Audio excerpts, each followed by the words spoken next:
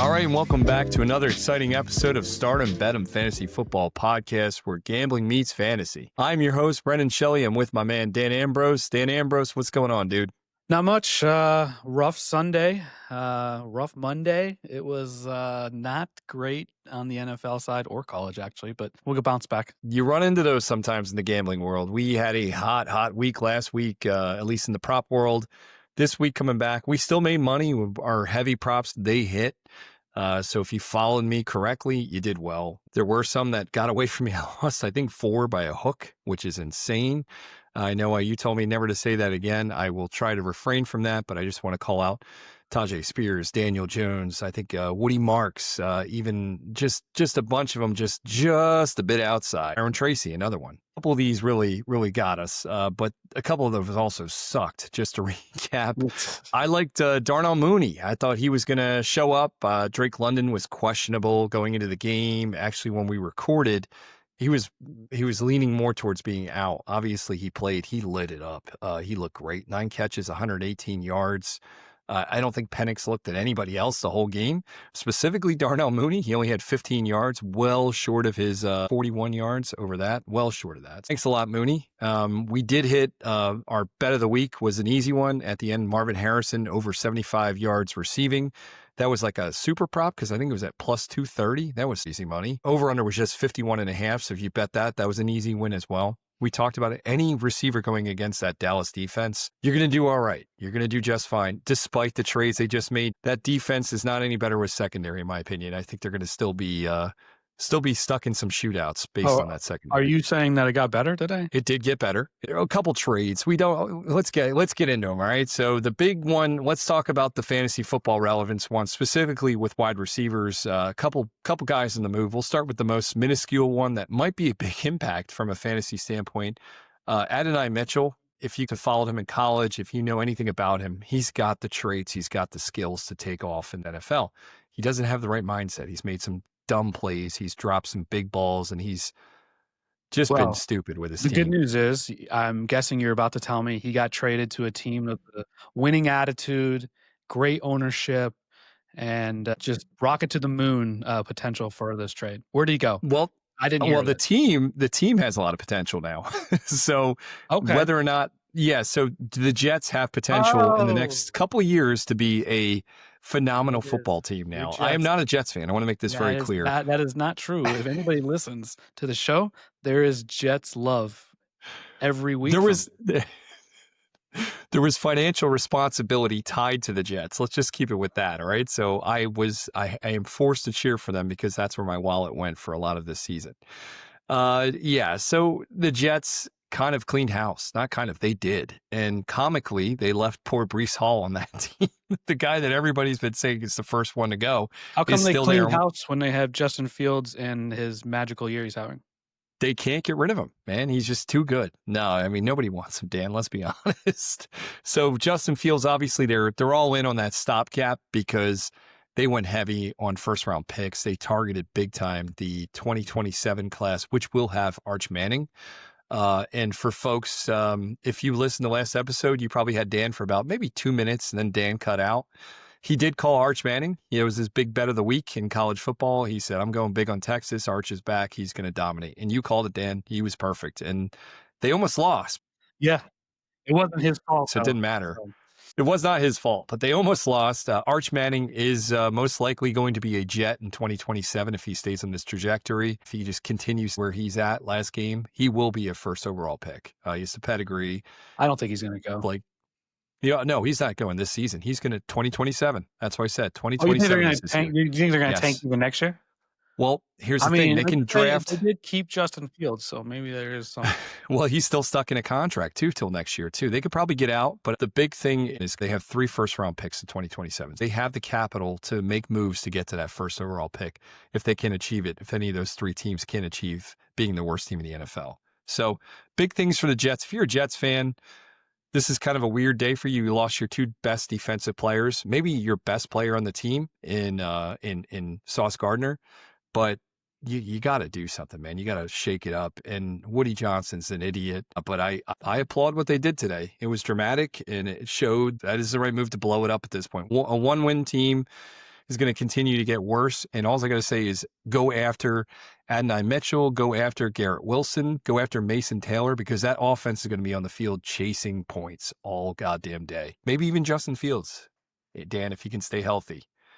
Yeah, yes. There's too much But you should be optimism for the targeting these Jets. guys. Yep. You should be targeting these Jets offensive players, the big name ones that get heavy target shares. And they got a little better at wide receiver because let's face it, they didn't have anybody wide receiver outside Garrett Wilson, and we saw that when he went down. Is What do you Wayne think, Corbett, man? is Wayne Corbett coming back too? Why not? Let's bring him Yeah. up. Man, that's a good Might as well pull. do it, Yeah, right? Chad Pennington throwing him the ball. Yeah. Yes, yes. The Jets are the Jets. The fans know the Jets are the Jets. It doesn't matter how many you could give them 27 first-round picks. They're gonna not be able to put a team together, and they just continually do it. Been alive Yeah. for 39 years, and it's the same story. It's impressive. They continue to just keep the course of being shitty. It's going to be an awkward locker room, especially when you got guys like Breece Hall at the witching hour saying, please trade me. Somebody just take me. I'm available. And they kept him. So Aaron Glenn's going to be giving an awkward speech in that locker room. How many more years does Hall have? Is he there? I for think this is it. This is it. He's on his rookie He'll contract, get over it. which Yeah, is insane. Yeah. But they should have unloaded him. It was dumb on them for not unloading him. I would say that the Jets have other issues as well as far as coaching and stuff go too. But everybody wants to believe in Aaron Glenn, so we'll let this explode next year or the year after. I'll tell everyone. Remember when I said that? He's not going to be there.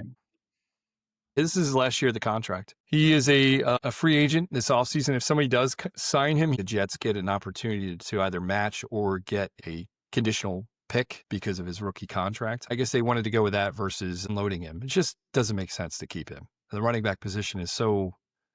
Just get rid of Breece Hall at that point. I understand Braylon Allen's still out, all that stuff, but I don't want to do a show about the Jets. Let's move on. Oh, I don't know why we're switching it up now. The other wide receivers. The other one was Jacobi Meyers. Good riddance. Yes, exactly. Dan, from a Raiders standpoint, what are you thinking on this one? It's unfortunate they couldn't have packaged Max Crosby in there with them too and just got them both out of town. Like, just the thing that irks me was the whole, like, him having so much influence on getting Antonio Pierce and stuff hired there. And no way anybody in that locker room thought that this guy was the long-term answer there. Like, set the whole thing back, right? Like, we can say what we want to about McDaniels or whatever. He probably did need to go based on some of the stuff that came out. But fighting for Antonio Pierce to become the head coach, what a joke. It was weird. I'm with you on that one. That the franchise some back. some guys are just better at coordinators. Like, it's not a bad thing. Agree with you. And McDaniels has proven that too right now, right? And back in New England, they look amazing. They do, and he's a great coordinator. You see that often. Guys break off, and then they kind of go back. And more times than not, they're products of a great system. Obviously, the Patriots system for so many years, that dynasty, and McDaniels thrives in it. He's just not good solo. Raiders traded Jacobi Meyers. They netted a 4th and a 6th round pick from Jacksonville. And for my Meyers holders that were praying for him to go to a team like the Bills, there was a lot of rumors that he was going to make his way there.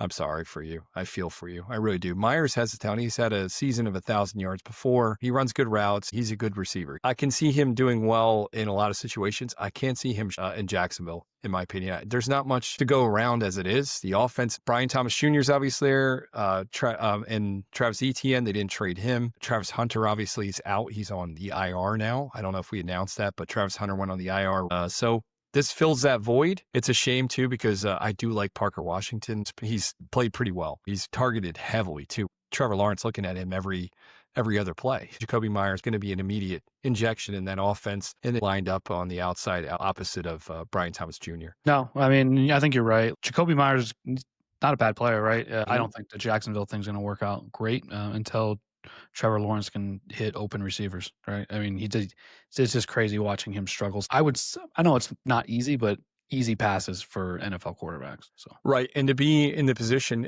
we can't coddle him anymore. He's to the point where it's shit or get off the pot. He needs to get off the pot because in reality, I mean, They need to get that ball rolling. If it's going to be under him, great. If it's not, he needs to get out of there because it is not rolling right now. Stroud will be in the same situation next year. He should be. He keeps these up and down games are confusing fantasy owners and defenses alike. We talked about early and often, don't invest in Stroud. Don't invest in anybody associated with Stroud unless it's Nico Collins.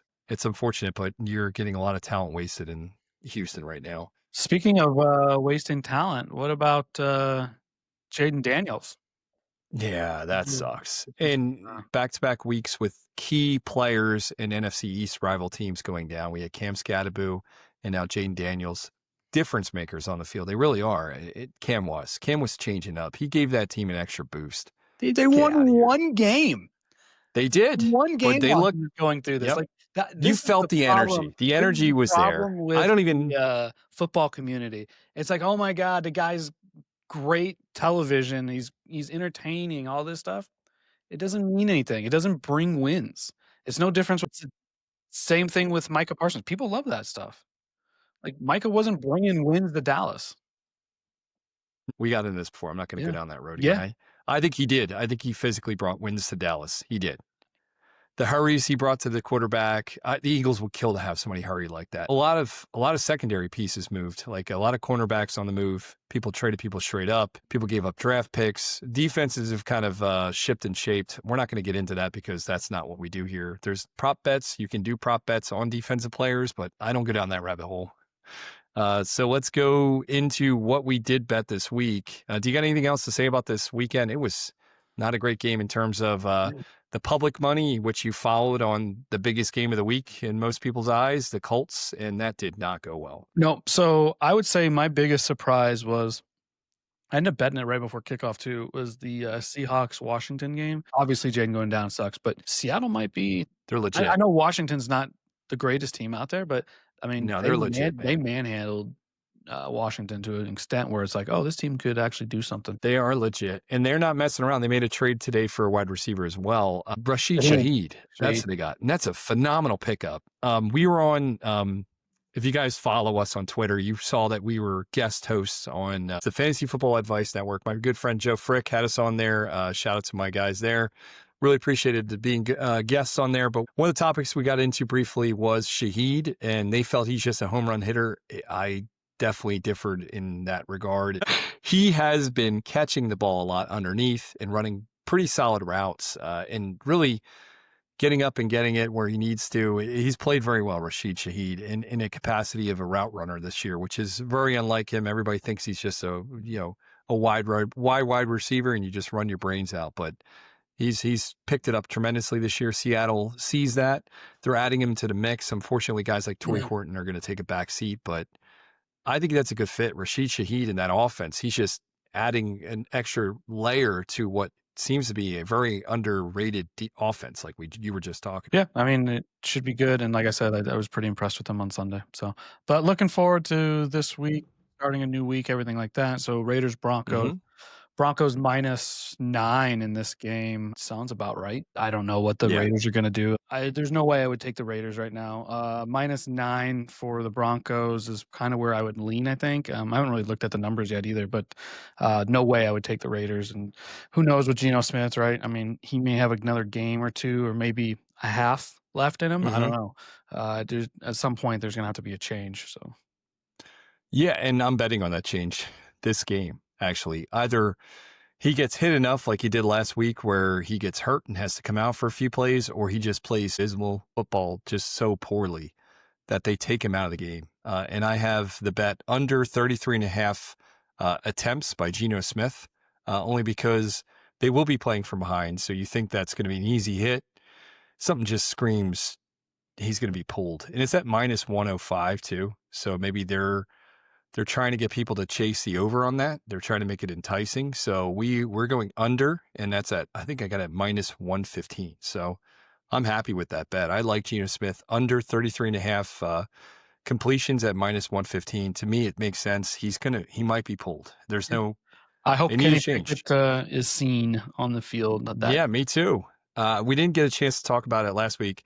Because Dan subsequently, whole audio just disappeared. Riverside FM, if you're listening, which you never do because you just break audio, you suck. So we're going Geno Smith under 33.5. Geno Smith, we bet on him one time earlier this season. It was on the opposite. He made us money. We bet over 1.5 touchdowns on him early in the season. I think second week. That hit for us. This offense is bad. And outside of Brock Bowers, they got rid of Meyers. The next man up attitude is Trey Tucker. And we've bet him 4 times this season. He's hit us 3 of 4 bets. So we do like Trey Tucker here. We're going to go, his numbers have gone up, obviously. He's at 41.5 yards receiving at minus 118. He is a fast guy. So if he catches a ball and breaks it, you're good to go on 1 catch, or he's going to get 3 or 4, even 5 catches, which I think he will get this game, 5 receptions. So you can either lean into the 41.5 yards, total yards on him, or you can lean into 3.5, over 3.5 receptions at minus 118. Pick your poison or pick both. It's up to you. Do not parlay. Don't you dare parlay. So that is my guy of this game. He's not the lock of this game, but I do like from the Raiders offense, that is the 2 bets that I like. We're betting against Geno. We're betting for Trey Tucker. There is another Raider that I bet. It's Daniel Carlson, and we're going with the kicker. Over 6.5 points at plus 105. Pretty high up there in Denver. Those footballs like to fly, and Carlson's got a hell of a leg. So I don't see him not getting this. I can see them stalling out in the red zone maybe twice. So there's 6 points. And then they're bound to score 1. Some garbage time touchdown. Probably go I for can see 2. that happening. They probably will at that point, and I'll lose my bet by the hook again. And then on the other side of the ball, I'm high on a couple guys on that team. I did want to talk a couple points here. We bet last week on this gentleman first. We'll give him a praise that he deserves. RJ Harvey. He hit us bets 2 weeks in a row. We're gonna get this going again. We're gonna go RJ Harvey once again. This week we're going 36.5 total receiving and rushing, and that's at plus 105. I like that value. I like that bet. Last week, he was over 9.5 receiving yards. He had 51 off 5 receptions and a couple carries to boot. Harvey getting sprinkled in as that third down back. Javonte Williams, it looks like he's losing a little bit of a burst there. RJ Harvey is kind of getting more on the field a little bit more. So what do you think? No, yeah, I think he's been playing well. So no reason not to keep riding that until he shows otherwise. Mm-hmm. And young player, going to get the opportunities late in the game when they're up. So I can't see him getting pulled as quick as Javonte Williams. He's not a key component of that offense yet where he gets to sit on the bench while they're destroying the Raiders, which most likely will happen. Outside of that, I'm not thrilled with this game. I don't see much value. Brock Bowers, I don't even want to look at him. He's probably like over 8.5 catches at minus 170. Yeah, it's going to be crazy. His numbers. Yeah, it's too much. Yep. If you wanted to bet Bowers, last week was the week. By the way, we did. We destroyed that bet. Over 4.5 catches. We were worried about his health. Everybody was apparently, including the books, but you cannot not bet over Bowers over 5 catches. If that's there, you take that all day. So he hit that plus on 1 a week for him. But I got nothing else to say. We got a couple guests coming up in the next few weeks, so please make sure you listen to the show and follow us on our socials. BShells13 on Twitter. Dan's D Ambrose 04 on X. Yeah, X. You're on Twitter. I'll be on X. This will be good. Okay, yeah, you follow us though, regardless. Got nothing else to add, man. Pretty. This is going to be probably the worst Thursday night game of the year. Yeah, maybe. I mean, it's not going to be great. It'll probably be uglier than we think for the Broncos. I don't know. We'll see. Like the way that things have been going, the underdog's done okay on Thursday nights. I think just the short rest week and stuff like that. Again, I would not bet this. Yeah, man, 42.5 even on the. It's weird. I like that over. I'm tempted to go for that over. I mean, I really am. You're gonna have to hope that the Broncos get to 38. I think they will. It's possible. I think they easily get 25 and then 30's just one more touchdown. Yeah, why not, right? Yeah. And maybe Peyton uses this as kind of like a tee-up game again for Bo Nix, you know? One of the things I wanted to touch on, too, is one of the players on the Denver Broncos, a guy to watch in your fantasy leagues. I would actually try to go out and get him if you could. We've been big components and advocates for Courtland Sutton, and it's proven very well this season, obviously. He is the target pimp of that offense. Every time Bo Nix drops back, he's looking for Sutton. But there's a competitor, Troy Franklin, the rookie wide receiver. His target shares have been almost equal or better to Cortland Sutton the last 4 weeks. Sutton obviously is coming off a 1-catch, 30-yard performance last week. Luckily, I think he got a touchdown. I don't remember. But I benched him in my leagues only because Franklin's been trending higher, and I had better wide receivers to play this week based off the opponent. So it's the first week I actively thought to bench Cortland Sutton. I'm very grateful I did. So either sell Sutton right now if your trade deadlines are coming up, or pick up Franklin as a contingency plan. But because you still want pieces of this offense, you just want to make sure you have the right pieces. So I'll give you a little bit of insight Mhm. on that too. So Franklin right now is over 3.5 catches right now, is at minus 157. So they agree with And me. the Sutton is at over 4.5, and his is at plus 115. So There you go. yeah, They see the trend as well. yeah, they're definitely, everyone's leaning towards Franklin right now, and Sutton coming down on that. So Yeah, and unfortunately, Bo Nix is the other guy looking for Franklin too. So people are looking to bet Franklin. Bo Nix is looking at Franklin. So I don't know. You make decisions what you want. We're just spitting facts here. I'll tell you what, who to stay away from if you can sell him, which you probably can, is Evan Ingram. He put up a big old goose egg last week. He's been shitting the bed. So what's his over at? I'm curious. He's been trash. Over 1.5 at. So they got him at 3.5 at plus 110, and then receiving yards 28. Yeah, it's trash. You don't want any parts of that, honestly. Yeah, I don't have anything else to say. I bet you money Michael Mayer does better than Evan Ingram. Michael Mayer, the backup tight end for the Raiders, has a better game than Evan Ingram. Yeah, it's pretty cool. What's Mayer's receptions at? 20 yards, and then he's also at 2.5. Yeah, dude, all day. For you guys listening to, go get Luke Musgrave, Tucker Kraft, big injury this week too, gone for the season. Go get Musgrave. Hopefully he steps right into that role. He started to pick up some looks right away as soon as he got in there. All right, folks, have fun Thursday night. Hopefully it's a crazy game and we get some excitement out of it. Maybe I'll be there. We'll see. Right, Dan? Yeah, there you go. Yeah. Thanks, guys. Thanks for listening. Keep listening. Tell your friends, tell your family, tell your friends with money if they want to sponsor us. We'll get them in. All right. We'll make that special move and for we you. accept bribes, apparently, so it'll be good. Oh, all day. All day. Election day, we take bribes. No problem. See you guys. Thank you.